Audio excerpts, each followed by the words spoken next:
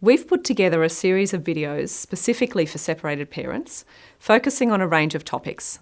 This one focuses on the importance of regulating your emotions. We hope you find it helpful. It's really common to experience strong feelings during separation.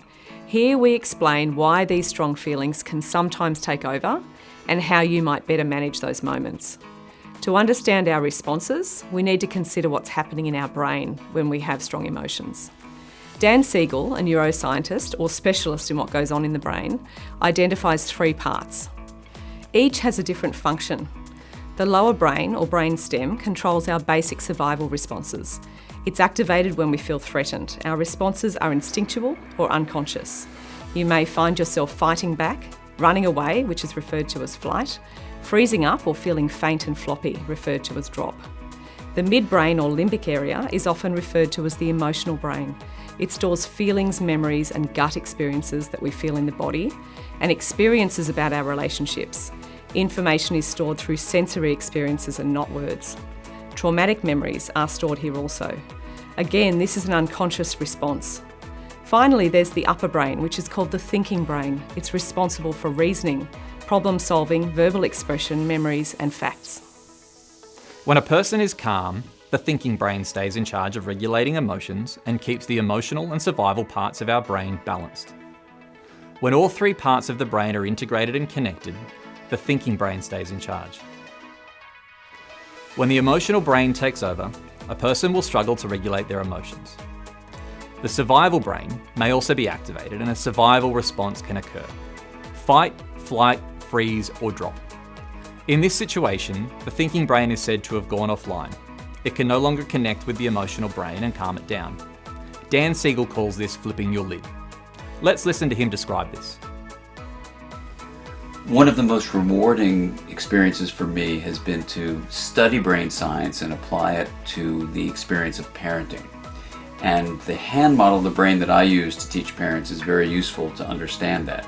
So if you take your thumb and put it in the middle of your palm, put your fingers over the top, this is a very useful model of the brain. And when we can actually see in front of us what's going on in the brain, then we can change what the brain does. So let me walk you through very basically what happens in this brain and the structures in it. And it goes like this. The spinal cord comes up representing the wrist, and then you have coming up into the skull the brain stem and the limbic area, which work together to help regulate arousal and your emotions and the way you have a fight, flight, freeze response. These are below the cortex, the limbic and brainstem areas, and the cortex is this higher part of the brain that allows us to perceive the outside world, to think and reason. And this frontmost part of the brain, right behind your forehead, so the person's oriented like this, is actually the part that regulates the subcortical, limbic, and brainstem areas. This regulation is very important because sometimes we can have all sorts of things happen in our life. We're tired, we're exhausted, someone pushes a particular emotional button, and we can flip our lids. So rather than being tuned in and connected and balanced and flexible, we can lose all of that flexibility, even lose moral reasoning, and act in ways that are terrifying to others, including our children. Now, you can actually bring yourself back online and come back to the high road and make a repair with your child, and that's important to explain it to them. And you can also use this hand model of the brain to explain to children, even as young as 5 and 6, how to understand when their emotions are rising up from the brainstem and limbic areas here, and how it's overriding the prefrontal area and making it so they may be about to flip their lids. So I've had kids come tell me that they're about to go flip their lids and they need a break. They need a timeout. And by even just naming that, they can tame it. And that's the power of using the hand model for ourselves and our children to help us all make sense of what goes on in the emotional communication that we have in the course of day-to-day life. Let me talk you through another interesting concept known as the upstairs-downstairs brain. Here the parts of the brain can be seen to work in 2 ways. When the thinking brain here, referred to as the upstairs brain, is in charge, you can think before you act. When the limbic or emotional and survival brain are in charge, here referred to as the downstairs brain, A person has flipped their lid, and in this state you act before you think. You may wonder why our brain is set up this way. Why is it useful to act before we think? Imagine reaching for a dish that you didn't know was hot. As your hand gets closer, you instinctively pull your hand away. You don't think about it first because that takes the brain a bit longer. Your instinct or survival brain activates the body to pull your hand away. That instinct is important for survival. What happens though when your downstairs brain is in charge during separation? When we continually act before we think? Can you think of a time when you said or acted in a way you regretted later?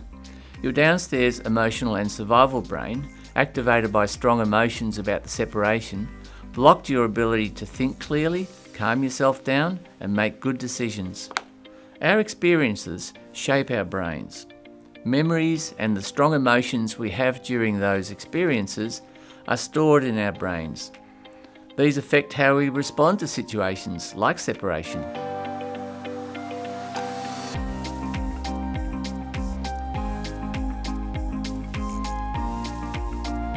Our body displays distinct signs which indicate we are responding from our upstairs thinking brain or from our threatened emotional and survival brain.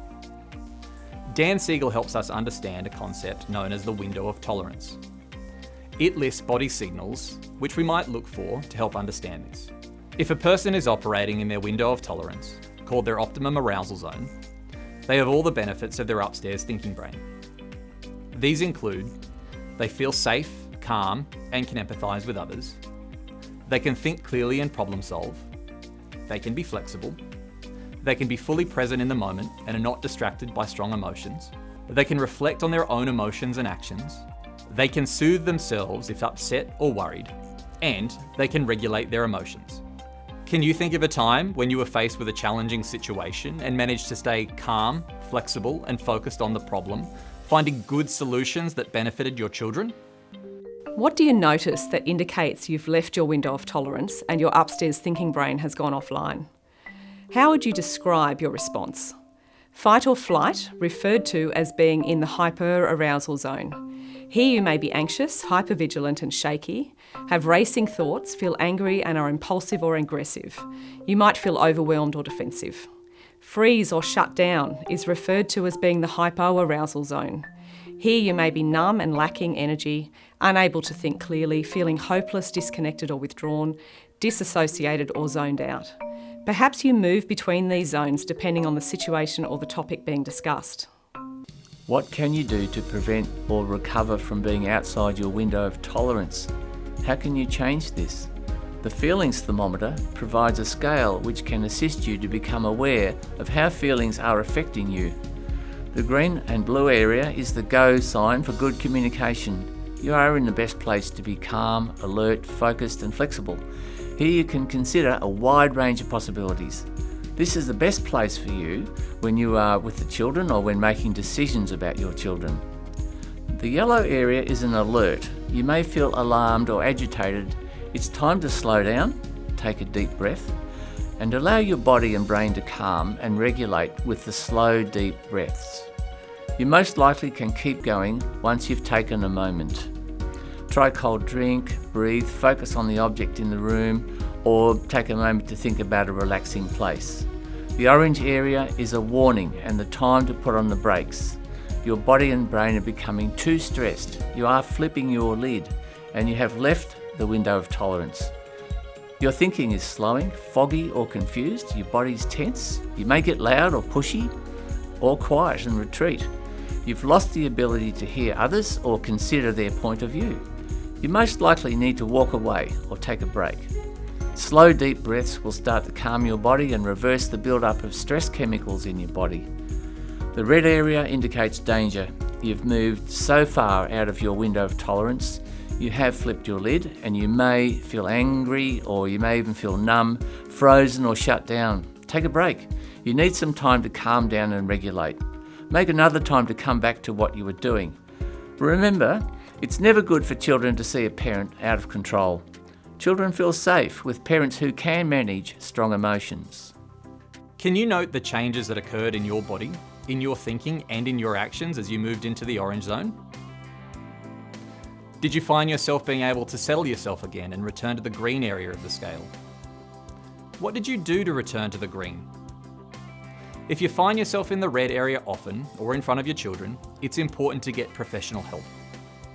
Children who have parents who cannot manage their strong emotions are more likely to struggle during separation and later in life. A parent's feelings about their children are usually strong, and it's important to understand what feelings trigger your strong responses. It's useful to plan how you'll manage these feelings. It's in the best interest of children if parents can regulate their strong emotions, both in day-to-day life and when making decisions that affect children. If you often find yourself in the orange and red areas of the feelings thermometer, in your downstairs emotional brain, you may decide to talk to someone who can offer professional help. We have a raft of resources available to guide you and are here to help you anytime you need us. Learn more about how we support separated families. Contact us today.